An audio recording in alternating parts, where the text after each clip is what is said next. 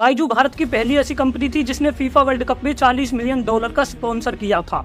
बायजू भारत की पहली ऐसी कंपनी थी जिसने प्रॉफिट की शक्ल नहीं देखी, लेकिन स्पॉन्सर करते थे ये लोग आईपीएल को। और बायजू के ब्रांड एम्बेसडर भी कोई छोटे मोटे फर्म नहीं थी। बायजू के ब्रांड एम्बेसडर थे लियोन मेसी, शाहरुख खान जैसे बड़े बड़े सुपरस्टार। और बायजू के चर्चे केवल यहीं खत्म नहीं होते। बायजू वो कंपनी थी जिसके सामने एक बार तो गौतम अडानी जी को भी शर्माना पड़ जाए, क्योंकि जहाँ पर गौतम अडानी पोर्ट और एयरपोर्ट को एक्वायर कर रहे थे, वहीं पे ये बायजूस भारत की बड़ी बड़ी एडटेक कंपनी आकाश और व्हाइट हेट जूनियर जैसी कंपनियों को एक्वायर कर रही थी। बायजूस, जिसकी वैल्यूएशन आज से कुछ साल पहले $22 बिलियन थी, वो गिरकर $1 बिलियन कैसे रह गई? आखिर ऐसा बायजूस के अंदर क्या हुआ कि इनके इन्वेस्टर, इनके फाउंडर बायजूस रविंदर को इसकी कंपनी से ही बाहर निकालने की बात कर रहे हैं? बायजू जो आज से पहले बड़ी बड़ी कंपनियों को एक्वायर कर रही थी, आखिर उसके बीच में ऐसा क्या हुआ कि उनकी सैलरी देने के लिए भी इनके फाउंडर रविंदर बायजू को अपने फ्लैट को बेचना पड़ा? आखिर बायजू के अंदर ऐसा क्या हुआ कि कुछ सालों पहले जिस रविंदर बायजू की नेटवर्थ $2 बिलियन थी, वो टूटकर 0 क्यों हो गई?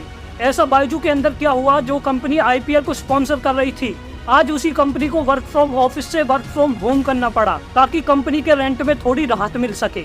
यूट्यूब पर नॉलेज तो बहुत लोग दे रहे हैं, लेकिन इतनी डार्क नॉलेज किसी ने नहीं दी जो कि आज मैं आपको देने वाला हूँ। तो वीडियो को बिल्कुल एंड तक जरूर देखना। हाँ, अगर आप हमारे इस चैनल पर नए हो तो हमारे चैनल को सब्सक्राइब जरूर कर लेना। चलो इस वीडियो के अंदर रविंदर बायजू की पूरी बायोग्राफी को जानते हैं और जानते हैं बायजू शुरू होने से लेकर खत्म होने तक की पूरी कहानी। तो चलिए वीडियो को शुरू करते हैं। रविंदर बायजू का जन्म केरल में हुआ था। उनके माता पिता एक गवर्नमेंट टीचर थे, जिससे पढ़ने का माहौल तो उनके बीच में शुरू से ही था। तो इस चक्कर में रविंदर बायजू ने अपनी इंजीनियरिंग कंप्लीट की और एक प्राइवेट फर्म में नौकरी करने लगे। रविंदर के पास 2 बढ़िया क्वालिटी थी जो कि उन्हें कोई बीट नहीं कर सकता था। वो था उनकी मैथमेटिक्स और स्पोर्ट्स। रविंदर की जिंदगी 2002 में पलटी, जब वो अपनी प्राइवेट नौकरी से अपने घर आए थे कुछ दिनों के लिए। वहाँ पर रविंदर की मुलाकात अपने कुछ दोस्तों से हुई।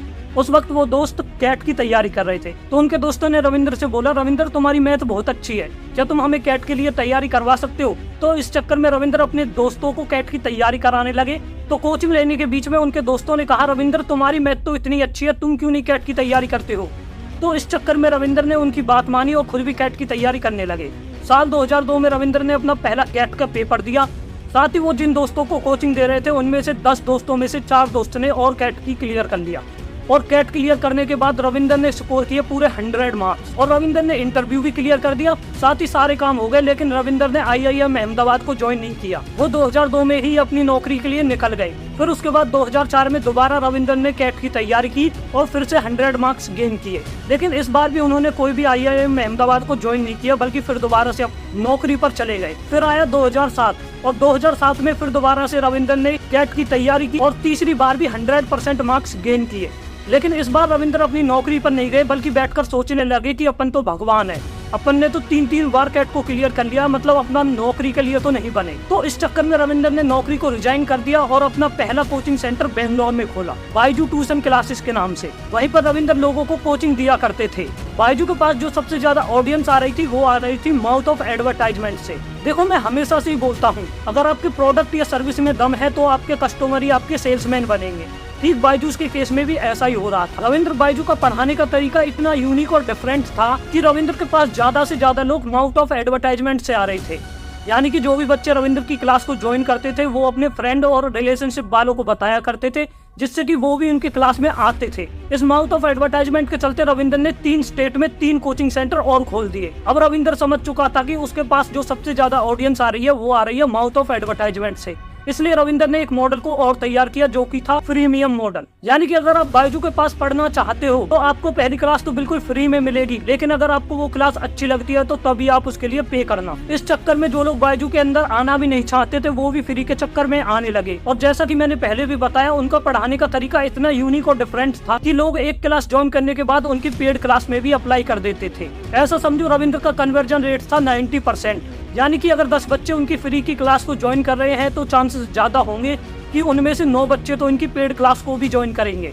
और ऐसे ही कर करके रविंदर ने 2010 तक भारत के अलग अलग राज्यों में अपनी बहुत सारी क्लासेस और खोल दी।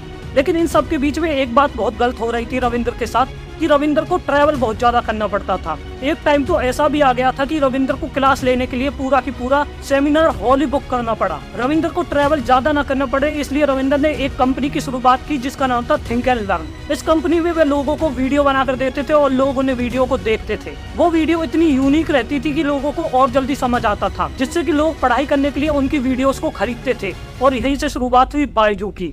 बायजूस कंपनी को जो सबसे ज्यादा रीच मिली वो मिली 2020 में, जब कोरोना आ गया था।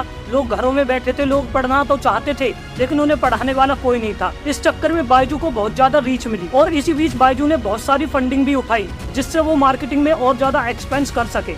और हुआ भी यही। बायजू ने IPL से लेकर और फीफा वर्ल्ड कप तक हर जगह स्पॉन्सर कर दिया। बायजूस बस दिखने पे अपना ज्यादा फोकस लगा रहा था। इतना ही नहीं, 2020 में भारत के सबसे बड़े शो तारक मेहता का उल्टा चश्मा के अंदर उन्होंने करोड़ों का स्पॉन्सर किया, ताकि वो लोग अपनी टारगेटिंग ऑडियंस तक बहुत जल्दी पहुंच पाए। और हुआ भी कुछ ऐसा ही। इस शो के स्पॉन्सर करने के बाद बायजू को एक साथ मैसिव रैपिडली ग्रोथ मिली, जिससे बायजू बहुत अच्छा फायदा कमा रहा था। लोग घरों में बैठे थे, लोग पढ़ना चाहते थे, इसलिए उनके पास एकमात्र सोर्स था, वो था बायजू। इसलिए बायजू को फंडिंग भी बहुत दबा के मिल रही थी। फंडिंग के दम पर न केवल बायजू ने एडवर्टाइजमेंट पे एक्सपेंस किया, बल्कि बड़े बड़े स्टार्टअप जैसे Aakash, WhiteHat Junior, Great Learning जैसी बड़ी बड़ी एडटेक कंपनियों को भी एक्वायर कर लिया। जब भी बायजू इन्वेस्टमेंट का राउंड क्लोज करने जाती थी तो वो राउंड क्लोज करने के बीच में एक बात जरूर बोलते थे कि हम अपने कॉम्पिटिटर को बहुत ही डार्क तरीका से खत्म कर रहे हैं। हम अपने कॉम्पिटिटर को खुद एक्वायर कर रहे हैं ताकि हम मार्केट में मोनोपोली बना सके। इस चक्कर में इन्वेस्टर्स को उन पे विश्वास हो जाता था कि आज नहीं तो कल बायजू पैसे कमाई देगी, और इसी कारण इन्वेस्टर से बायजू को बहुत सारे पैसे भी मिल रहे थे। लेकिन फिर आया 2022 और इस वक्त कोरोना की कंडीशन थोड़ी थोड़ी ठीक होने लगी थी। लोग घरों से बाहर जाने लगे। लोगों के सर पे जो ऑनलाइन का भूत चढ़ा था वो अब ऑफलाइन में बदल गया। लोग स्कूल जाने लगे, लोग कॉलेज जाने लगे। अब बायजू को कोई नहीं खरीद रहा था। इस चक्कर में जो बायजू की वैल्यूएशन $22 बिलियन तक चली गई थी, वही टूटकर कुछ सालों में मात्र $1 बिलियन तक आ गई। यानी कि जिन इन्वेस्टर ने करोड़ों रुपए बायजू में लगा रहे थे, उनके पैसे अब डूबते हुए नजर आ रहे थे। इसी चक्कर में उनके इन्वेस्टर के बीच एक मीटिंग होती है और वो रातों रात बायजू रविंदर को अपनी कंपनी से बाहर कर देते हैं। और रविंदर की नेटवर्थ जहां पर $2 बिलियन थी, वो टूटकर मात्र ₹0 हो जाती है। इतना ही नहीं, बायजू की हालत इतनी ज्यादा खराब हो चुकी है कि उन्हें अपने एम्प्लॉय की पेमेंट देने के लिए भी रविंदर बायजू को अपने फ्लैट तक बेचने पड़े। और मामला केवल यहीं तक नहीं रुका। बायजूस के पास आज इतने भी पैसे नहीं है कि वो अपने ऑफिस के रेंट को भी चुका सके। इसलिए उन्होंने वर्क फ्रॉम ऑफिस से वर्क फ्रॉम होम कर दिया, ताकि उन्हें रेंट में थोड़ी शांति मिल सके। यह थी भारत की सबसे बड़ी एडटेक कंपनी बायजू की कहानी। इतनी ज्यादा डिटेल में अभी तक इस कहानी को पूरी यूट्यूब पर किसी ने नहीं सुनाया है। अगर आपको ये वीडियो थोड़ी भी इन्फॉर्मेटिव लगी हो तो हमारे चैनल को सब्सक्राइब जरूर करना, साथ ही अपने सारे फ्रेंड के साथ इस वीडियो को भी शेयर जरूर करना।